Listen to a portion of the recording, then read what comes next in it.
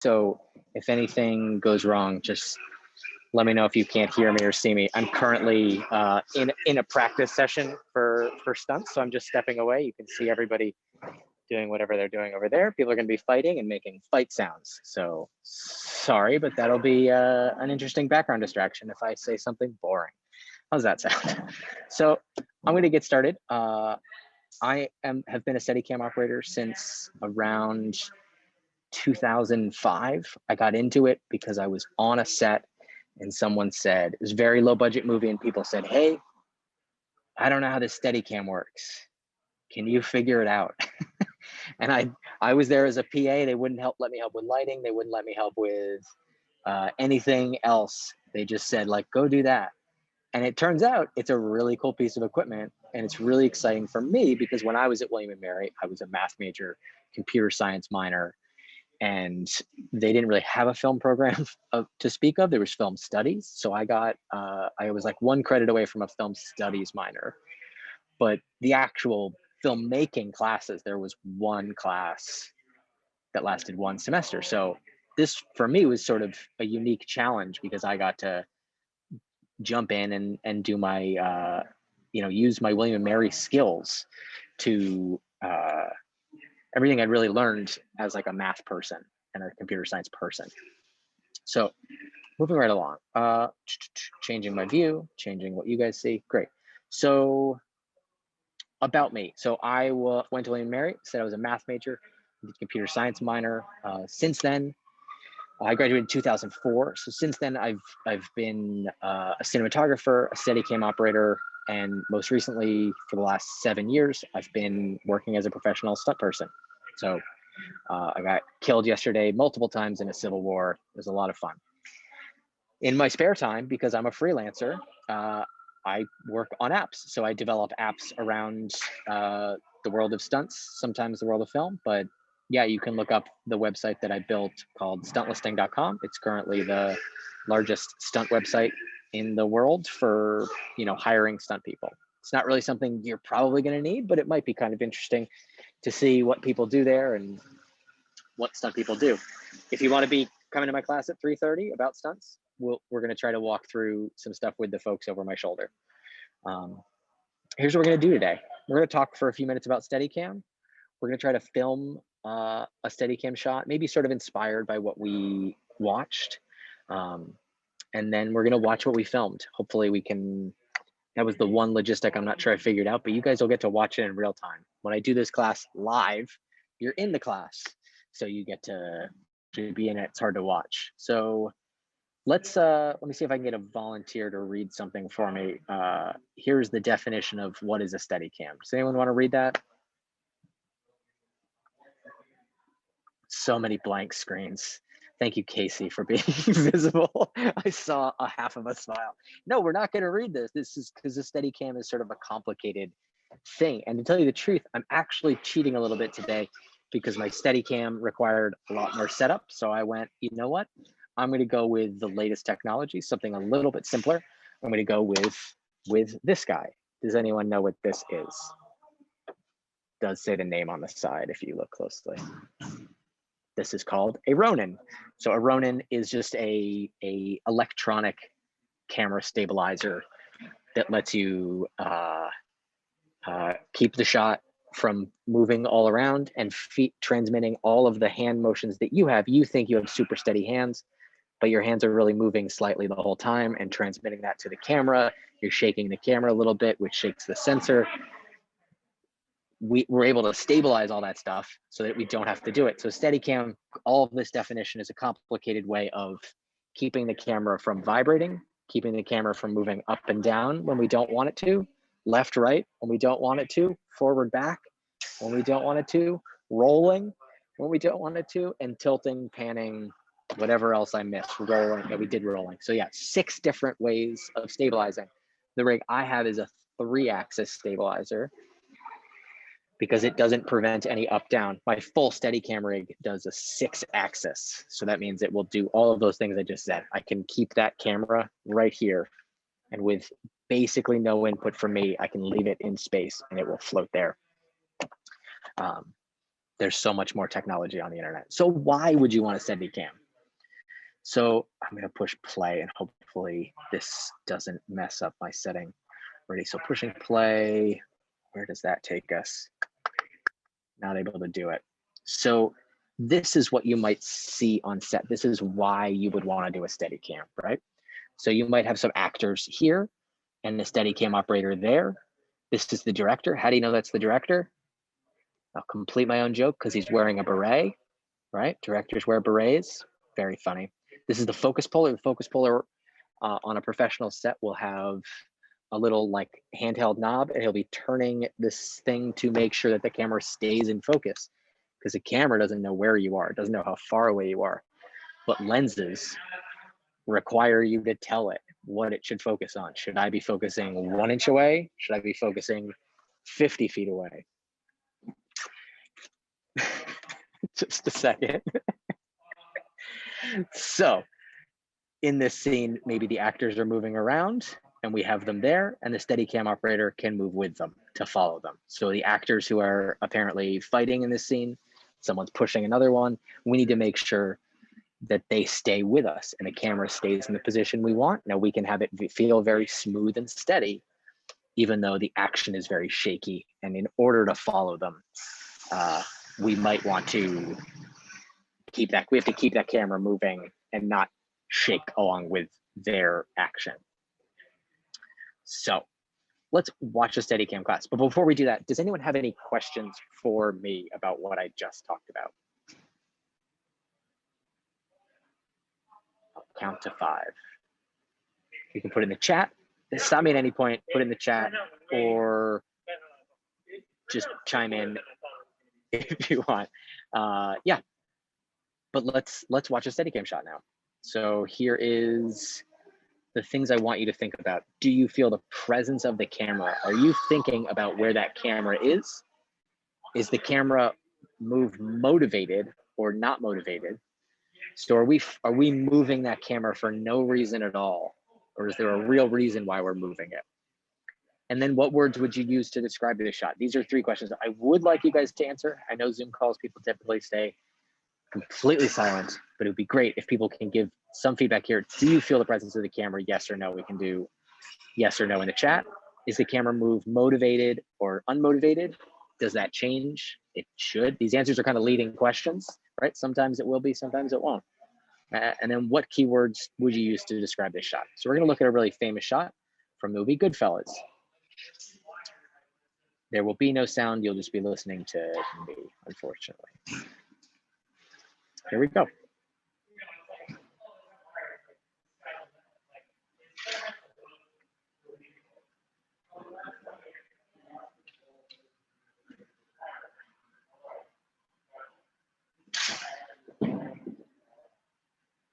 So yeah, if you had to imagine, what are some words you might use to describe how this moving shot is? Steve, good question. I'll get to that at the end. Yeah, there's no edits in this shot.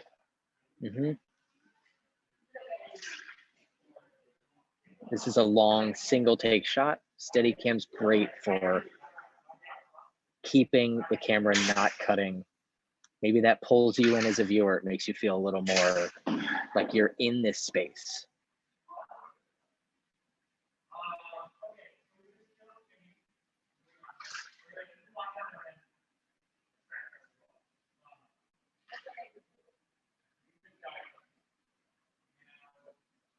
Yeah, they used a lot of the same tools, Maureen. This is just one of the tools they used on that movie.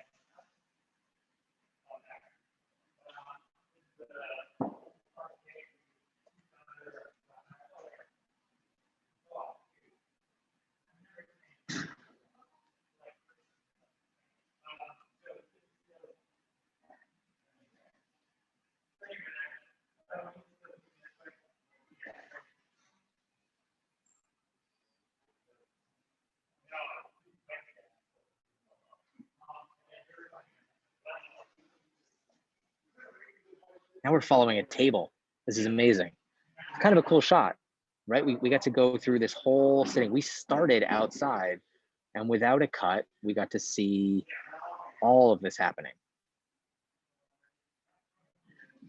Like it shouldn't be so interesting that, yeah, exactly. Right. If you know the real movie, this is important because this guy's at the Copacabana or wherever he is. And how did you get a seat here? What do you do for a job? And whatever he does, I don't remember his name.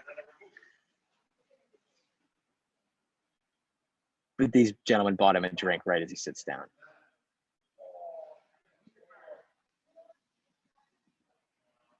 Her line is, "What do you do?" And he says, "I'm in construction." Right? No. So this is a great shot because we get to travel this whole way through. We get to start outside on hands, right? Seeing money if we picked up all these details. Hey, thanks. He's clearly parked somewhere special. There's a line. He just walks straight in. Knows everybody. Everybody knows who he is. Nobody bothers him, right? And we get to see that he knows his way around. And not only that, he gets special treatment everywhere he goes. He walks in from a side door and they set up a table for him in 1 second. It's amazing. So what sort of, let's return back to our key words. Did you feel the presence of that camera at all? Yeses, nos, thumbs up, thumbs down. I don't know what reactions we have. We'll do party thing for no. Like as we're watching this, for the most part, you're getting pulled into this shot. This camera's not very, this camera doesn't have its own personality on its own. They let the camera just sort of follow the action. We're following the story. I agree with you, Steve, right? There's not really much distracting us in this scene. The camera's not doing things, one time at the end, right? It sort of looks to the left and then it swings over to the band right at the end. There's two times quickly at the end where it gives us sort of what is the POV shot. So he's able to jump around back and forth between staying in, feeling very motivated. We're motivated to follow this person because they're moving, so we're just following along. And then we get to motivate away, pan away more. There's not much more motivation we can get other than following along with someone and seeing where they're going, right? Any other keywords we got? Keywords we got were follow shot. Yeah, if you're a camera person, that's how you talk about it. We go, great, this is a follow shot. We're gonna follow these two people through. The whole time we're just following them and then we follow the table. Any other sort of feelings people are having as they watch that? Simple feelings, small words. This is sort of how would you have directed this shot to get someone to do this shot? What do we want to feel? A word I would throw in there is claustrophobic. We're right in and like buried in that kitchen, very small walls the whole time going through this space. And it feels very busy, very energized. It's I don't know. I don't really feel the presence of that camera except at the very end. Like being born, yeah, because we're traveling through these sort of hallways, right? You're moving through the walls. We constantly like pushing through. It's really interesting. Yeah, exactly, Maureen, right? Yeah, very intimate. We're very close. We never get any distance away from these people except when we're at that table. And when we're surrounded by people the whole time. Something none of us have felt probably for quite a while. It's very interesting version. Yeah, and so Maureen, mentioning what you said before, similar feeling to 1917, there's a lot of tools that they used that are now available at sort of the very lowest level of filmmaking. You can have a very simple gimbal. You can have a very simple Steadicam. They didn't do any handheld. We might try a shot handheld today to see if we can notice the differences between them, because one's not right or wrong, one's not better or worse. They'll do entire movies. Children of Men is a movie that a lot of people have seen, and they tell me, oh, that's a great Steadicam movie. They hired the Steadicam operator for one day, decided they hated it, and he never worked again. I don't know if he was on or if he got paid, but they did that entire thing handheld, and it's just very, very good handheld. It doesn't mean handheld has to be shaky. It doesn't mean Steadicam has to always be smooth, but these are like the basics use of the tool is when you think, oh, I want like this like super smooth. I never want to feel the sense of the camera. It's all about the actors, it's all about the performers. That's a great reason to use Steadicam. Drones are the same thing. You just have to know what a drone does, Steve, that to make sure that, you know, drones are more dangerous. Drones are going to fall out of the sky. Drones require a few more people usually to run. And it's hard to get all of the cameras that you want on a drone. Some cameras weigh 30, 40 pounds, and drones don't really do well with 30 or 40 pound cameras, but they do well with a GoPro. I got a little warning, my signal's weak. I hope if anybody's seeing anything, I can try to reset my Wi-Fi and go from there. Steve asked earlier, how do you coordinate with a focus puller? So just to clarify that question for everyone, you've got several people working on that shot at once. You've got a lot of people just watching, you've got the people performing, and then the technicians in the middle of that, right? You've got someone who is, to simply call them the camera holder or the camera operator.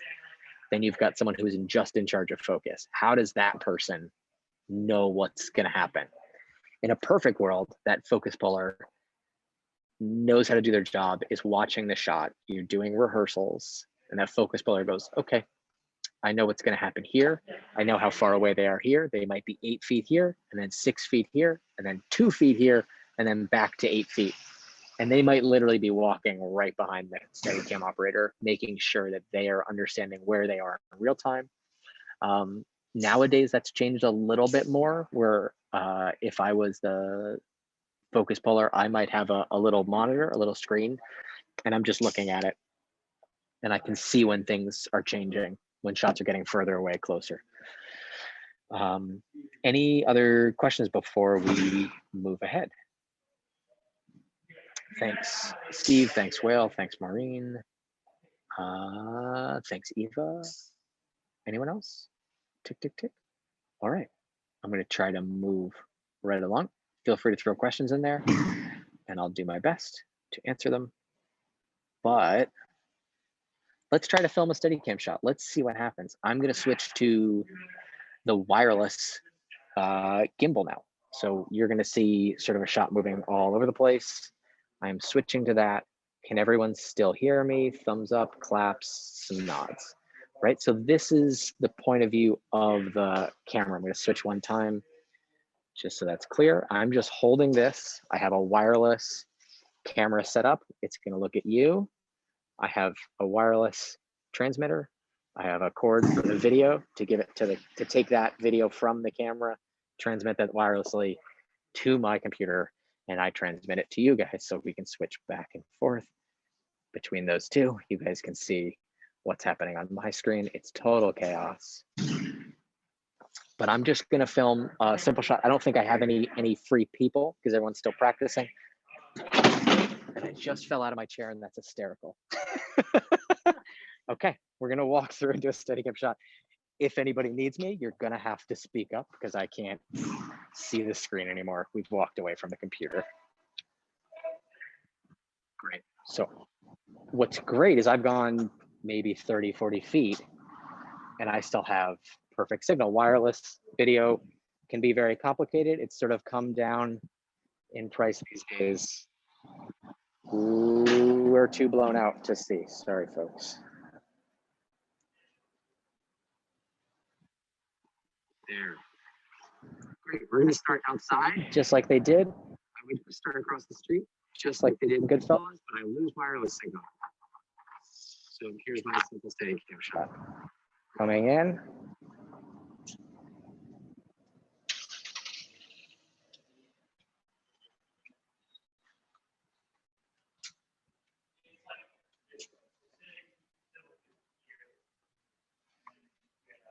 I don't have to ask permission.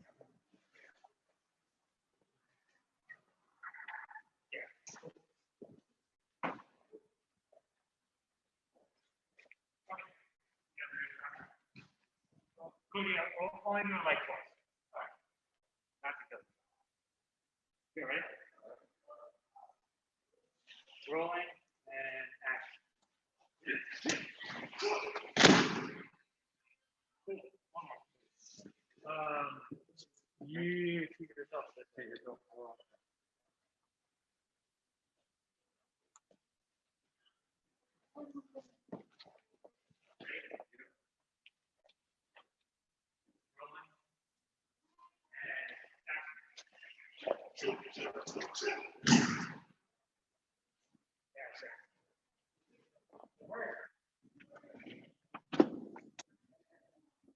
Excellent, excellent. Whoa, lost my height. Forgot I fell out of my chair before we did that. How did that look to anyone? Anyone have any questions? Did everyone see what I just did? Cool. So we're gonna try the same thing. If anyone has questions, stop me. We're gonna try the same basic shot, but handheld, and see what it looks like, right? Because there's nothing that changes in this setup. I'm still using the camera and the wireless. I'll show you exactly what I mean. So now I'm just taking my rig apart with one dial. So now I have the same thing. I've got a wireless video set up, got a cord connecting my camera, and then I've just got a screen in the back, like every camera, right? And we'll switch to our wireless setup. Here we are, there we are. And let's walk back and do the same thing, and we'll feel the difference between those two shots. I'm gonna make this shot as steady as I can and try to not make you guys throw up from all of the shaking and wobbliness.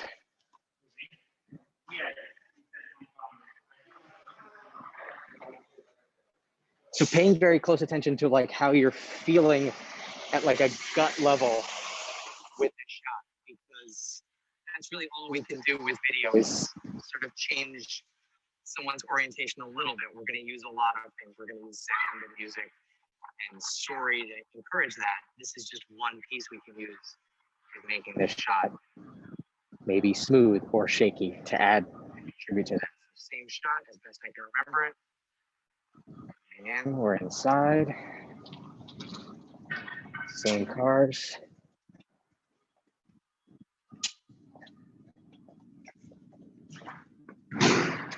Come over to Ben. Ben gives us a look. We bounce off of Ben. We find Kimmy. We find our dummy. Walk quickly through this space. No one is here now.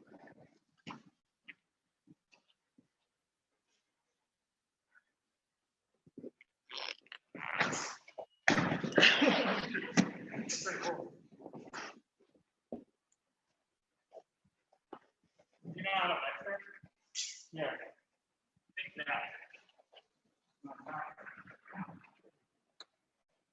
Anyone throw up? Gosh, anything different? What did we see? What did we feel that was different?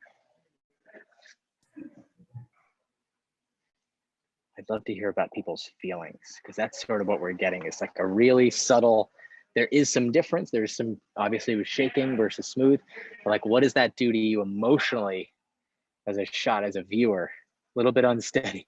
Yeah, because the camera was unsteady, right? It's funny how many of those words actually communicate directly over. That camera is shaky, I feel shaky, right? You can almost do that. You have to be careful about doing it too much. That's something I hear in a lot of film studies classes is, oh, the shot's off unlevel, so now we're feeling unlevel. It's like, maybe we do, maybe we don't. You have to be really careful, but it is true. So Blair Witchy, right? Blair Witch was a camera, was just this, just people filming, shaky cam, filming themselves the whole time. Oh my God, right? And that's the entire movie, a little horrifying. What did you do so the outside was not blown out? I have everything on sort of autofocus and auto iris and auto everything. So my camera, I set my camera settings so that it was not perfect for inside or outside. I set it so that it was sort of balanced in the middle. And I know that when I go from outside to inside, I have to go very slowly because the camera's got to catch up to me. It's got to say, okay, it's very bright outside. And then we go inside and it has to go, wait, now it's dark. I need to adjust. And it adjusts on its own. I don't have to do anything. On a professional set, same way you might have a focus puller, you might have an iris puller, someone who changes that iris. You wouldn't use the auto settings ideally in a professional setting, but everything has its place and you could find a reason. Oh, I love that idea. Maureen felt like you were in danger, right? Like now you sort of felt what the camera was. I totally agree with you there. Yeah. The camera's now just shaking and you're going, where are we going now? I'm not so comfortable feeling this person. So maybe just a little bit of comfort with something smooth versus something a little bit unsteady. The camera definitely has a presence now. Yeah, Blair Witch, Cloverfield, basically the same movie, just same idea of how they approached camera work. Um, yeah, and that's sort of an idea. The idea of presence. You felt the camera versus feeling what we were looking at. It pulled away from what you saw and pulled that into the camera, but it did it maybe intentionally, right? If we wanted that feeling, then we did a great thing. Can't really focus on anything but the camera movement. Could be missing out on an important plot if it were in the film. Yeah, I think I got some of the big beats, right? I had my friend Ben there. Ben, we saw Ben's eyes and he looked at us too close and was very goofy, right? We got him. We knew that there were cars. We got the broad strokes. But you're right, maybe there's some subtlety, some that like handoff of the money would at the beginning of Goodfellas would be sort of a terrible thing to do handheld unless you really spend a little bit extra time. It might one way I think about shots is how long it takes your eye to communicate to your brain exactly what we're seeing, all of the information, right? Just because there was that money handoff, whatever the way how we showed it just now, I didn't pick up on that the first time. It took me to rewind it and see that still frame was someone handing money for me to even figure out that was there. So you think about that when you're editing. You go, how long does someone need to understand that we're in a hallway made of cars? Pretty quickly, right? How long do we need to see Ben's face before we know the emotion that he's communicating to us? We don't want to stay on that too long or it's going to feel very uncomfortable, unless that's what we're doing intentionally. But we are always thinking, what are we trying to communicate and how long do we need to be there? The complicated part of a Steadicam shot is that you're editing in real time. You may edit it later, but you may use the entire shot itself just as is, right?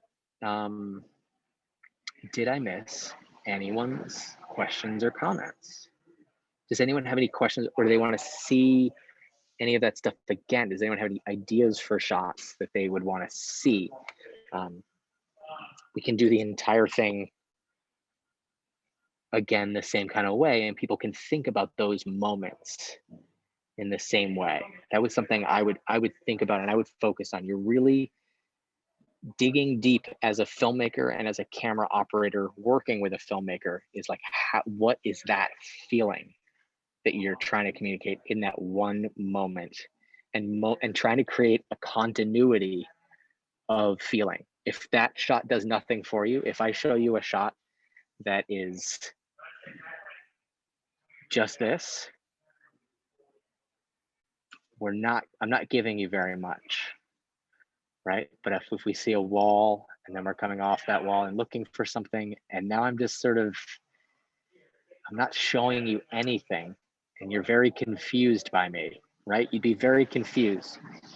But I can do the same shot, start on a wall, and then try to find something very dramatic and interesting that the human brain would say, wait, what is that? What's this? What's that? And what is that? And what is that? And what is that? And where is it going? And we put a lot more interesting information in there just with this simple shot. Just with this simple shot of knowing where we're going and knowing that we need to communicate a thought like that, like communicate a question rather than communicating something that could be very confusing to the viewer. Steve asked, what equipment would you suggest for low budget or no budget projects? I would suggest the least amount of equipment as possible. I would suggest you can get this same exact stabilizer if you were like, oh, I really want to use something smooth.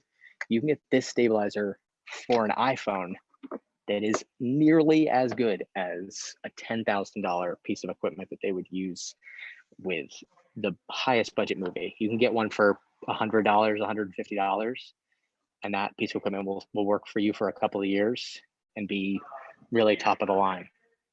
So I would recommend shooting with the simplest equipment you possibly can. DSLRs are very, very cheap. You can get DSLRs for very cheap. You can get one lens. I would get one camera, one lens, and focus as much as you can on the audio and the story. Without that stuff, there's not much to communicate. If you can't hear what's going on, right? My shot's a lot more boring. And that Goodfellas shot is a lot more boring because you guys couldn't hear it and be immersed in the combination of the actors' performances, the music, and the sound design. That stuff are all as important to me as the camera itself. It's very surprising. If you've never looked into sound design, that's sort of like the hidden gem of filmmaking. People do not teach it very much, but it's huge.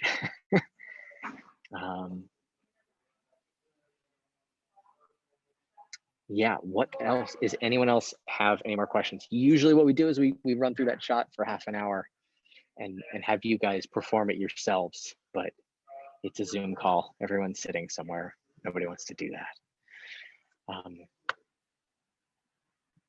Last chance for questions. I think I'll run through that Steadicam again, just to show you guys, and you can think about all the sort of like artistic babble that I just said, and combine that with the technical side of what I was doing, and just try to see what you can do, how you can watch it as a viewer, and try to ignore as much as you can the technical side, and like thinking in that part of your brain that is analyzing what's happening, and thinking in that part of your brain that is just a viewer watching and enjoying a movie. The best movies that I watch, I don't know what the camera did. I just know what the story was about and how it made me feel. So if you can get your technical equipment to get you to that level, you've really mastered what's going on. So I'm going to take 30 seconds just to reset my camera, and then we'll go through it one more time. Ben, are you busy? No. You want to be an actor in front of the scene? Yeah. Just take us for a walk. We started outside. We're gonna go. What is a TS? Over the shoulder? You're in the movie. Yeah, everybody's looking at you. From Chuck. Very enjoyable, but apparently I'm unstable. Lost you 7 times so far. 7 times. Very good. Yeah, I'm communicating a lot of sort of wishy-washy artistic ideas, but this time I'm gonna get Ben. Ooh, I need to switch to wireless, otherwise you guys see nothing. Jamie, do everything but make it cooler. These people that are talking to me are my friends. How's that for enjoyable?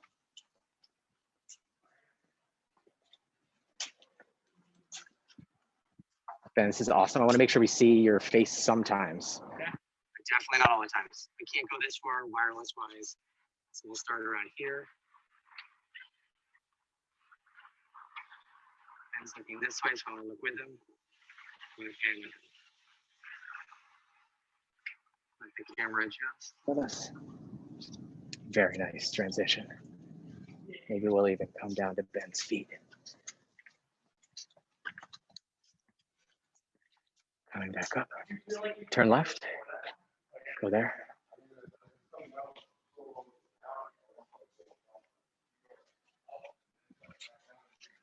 Just that wire.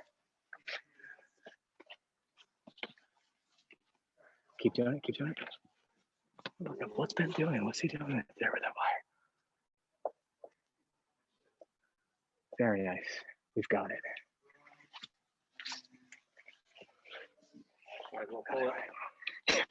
Ben's getting work done while we're doing this. This is great.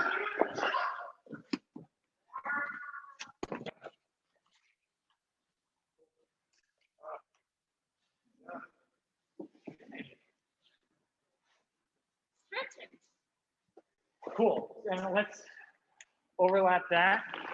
Let's make a super profile.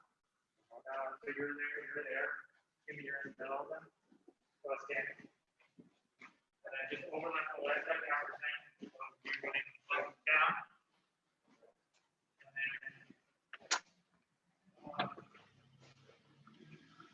It's a little choppy when I got back, but that was a much more interesting shot, wasn't it? Now we had someone to look at. I was able to give Ben a little bit of direction there in real time so that we could create a shot on our own going, we've been following Ben. I just get a feeling, I go, we've been following Ben for way too long. This shot is so boring.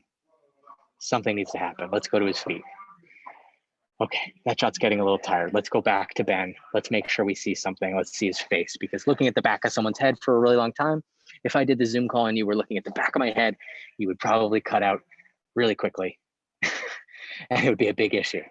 But we get to turn around and see at least one of Ben's eyes. There's sort of an unspoken, sometimes spoken, a role in camera operating that you want to see, if you can, 2 eyes is better than 1 eye, because you're going to communicate a lot more information. If you're looking at someone and they're just here in profile, you kind of know where I'm looking, but you're not getting the same kind of intimate feeling you are when you see this. And unfortunately, I have the mask on because I'm in a public space, but that's something you're going to get even more of with 2 eyes. So as much as I could, trying to see 2 eyes with Ben whenever I could find it, really an excuse just to do it, right? Our actor in our movie has to have somewhere to go. He's got to be doing something. But sometimes we just want to show off the geography of the space. Where are we? You guys have a pretty good sense of what's going on in this warehouse that I'm in. We have a parking lot area that we Brooklyn parking is a pain in the butt. So we park in front and then we work in the back and do our practice. Yeah, I'm not sure. I can start repeating myself if people want, but I think that's mostly all I have. And yeah, this is being recorded. So I know I sort of improvised a little bit of that and sort of let myself drift off into the kind of language that I've learned from being on films, working for very artistic directors, working for directors who are more technical, and having to deal with both of them. Your brain has to expand to work with all of those people, all the way from the very microcosmic, how are you feeling right now, to why isn't this camera working? What's wrong with the battery voltage? And these are all legitimate problems. Yeah, so I'll be back at 3:30 talking about and hopefully choreographing a fight scene with the stunt people I have here. Thanks everyone for having me. Yeah, thank you so much. This has been great. And if you enjoyed this, there's, like he said, a workshop on stunts at 3:30. So we'd love to see you there.